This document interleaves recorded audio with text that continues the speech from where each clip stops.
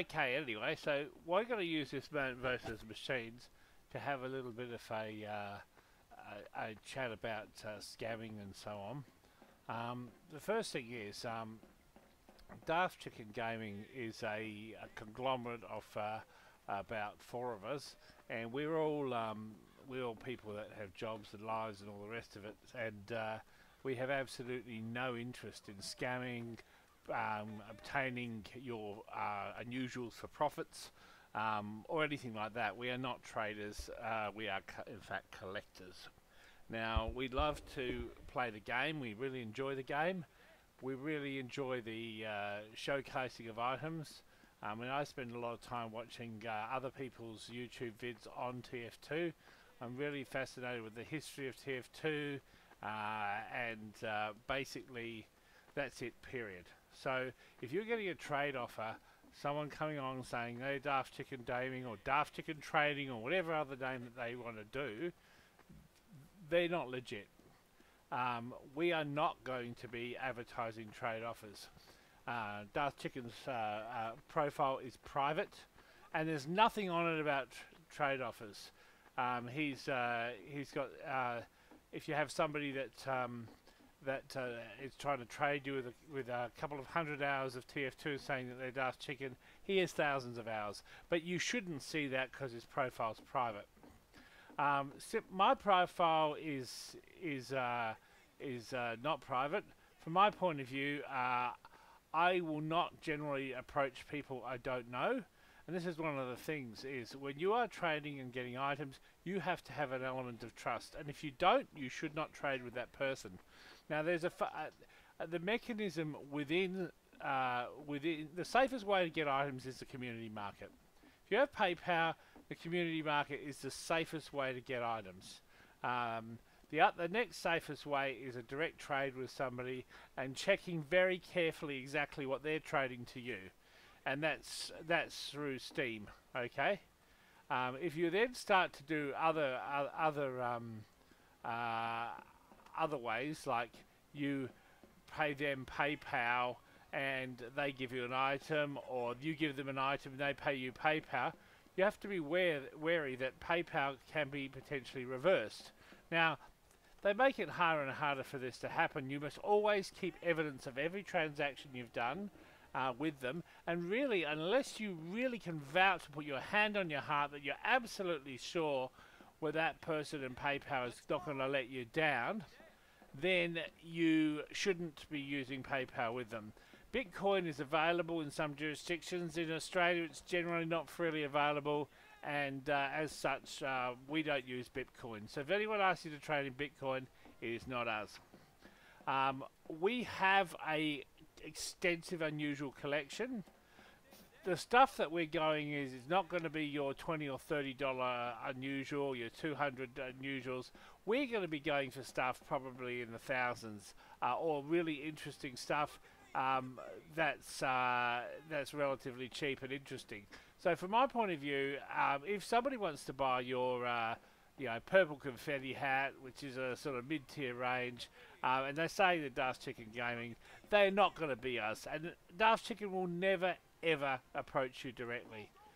I sometimes approach people for giveaways, and that's pretty straightforward. You don't have to give any items for a giveaway. I give you the items. And that's not something that's easily confused. So I think the first lesson is, if you do not know how to trade, do not trade. If you cannot vouch for somebody, then be very careful. Look at things like Steam Rep.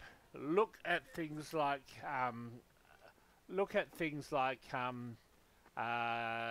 whether or not they've been VAC banned. Indexes of suspicions. An outpost ban doesn't necessarily mean anything. I, in fact, got outpost banned after I'd been on Steam for 3 days, I think, and for some bizarre reason, they just up and about outpost banned me. Never thought to appeal it, and I just thought, well, what a toxic section of the community with outposts. If that's what they do, just ban you. I'd never made a trade. I'd never done anything. I only bought stuff from the community market, or that was it. That's all I'd done. And I thought Outpost was a discussion forum where you could go in there and talk about things and find out more about the game. So I joined Outpost, and I got banned for it. Anyway, so that's a bit about trading. We're going to kill some robots, and we might come back to some points at the end of this wave. Oh my god.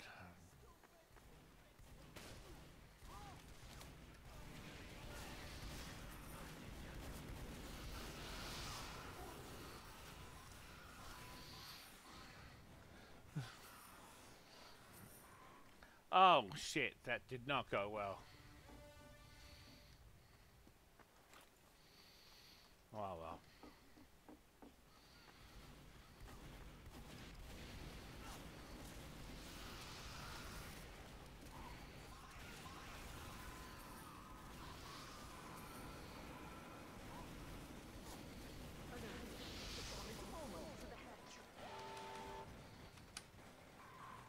Come on, get me out there! Oh! Get to an upgrade station before they return. How did we lose that, guys? I don't know what you were doing. I don't know what you were doing. Oh my god. I'm very disappointed.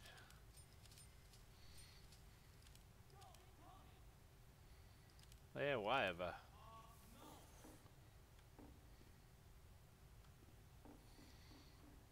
Okay, so back to our discussion. One thing that you mustn't do is, as I say, let your guard down. And something that I've sort of come to attention of is people saying that they're YouTubers and they need their item for the YouTube. Number one, I would never do that. Chicken would never do that. If someone is asking you for using their item in the YouTube, they are trying to scam you. If they are asking you, they're not trying to scam you. It's a dumbass thing to do, because nobody should be expected to do that, and it's just not, it's just not something that's, done by reputable YouTubers at all. You do not ask people to use an item unless you know them extremely well and you've been friends with them for some time in the community. Also be aware that sometimes people that you've been trading with can be subverted by the dark side of the force. People can become suddenly more greedy.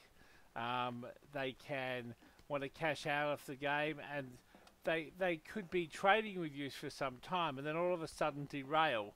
And there's a number of traders that's happened to. So from my point of view,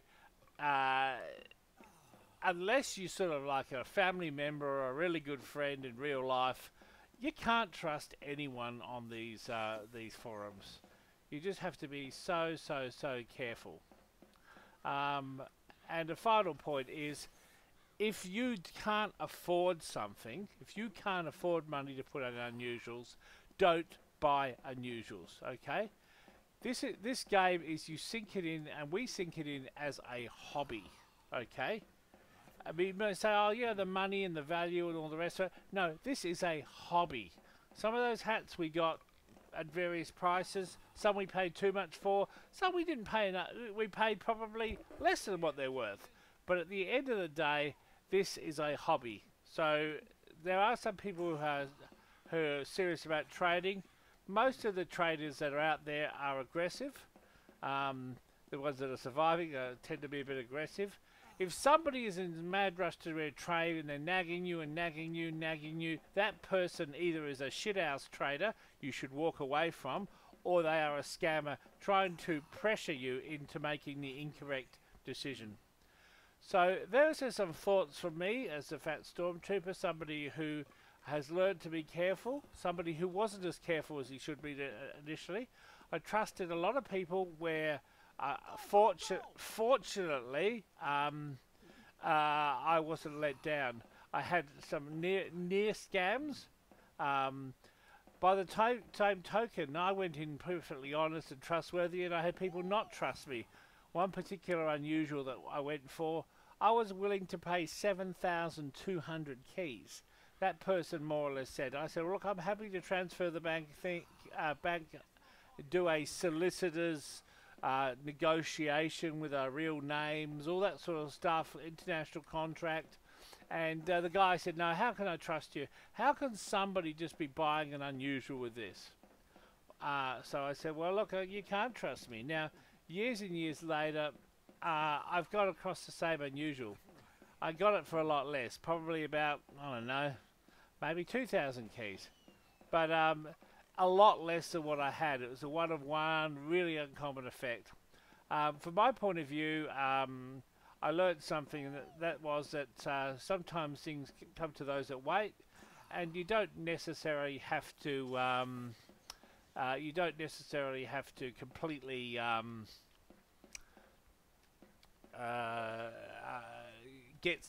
sometimes things cannot be gotten at a reasonable price, in which case look for alternatives, look for things you're happy with, wait if you have to, but above all, I mean, do not throw your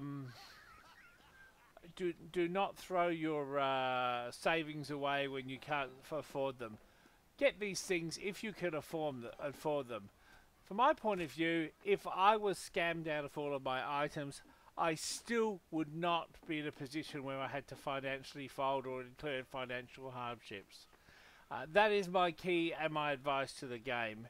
Sure, if you like the game, spend money on it, but at the same token, make sure it's money that you have. Peace out, Fat Stormtrooper.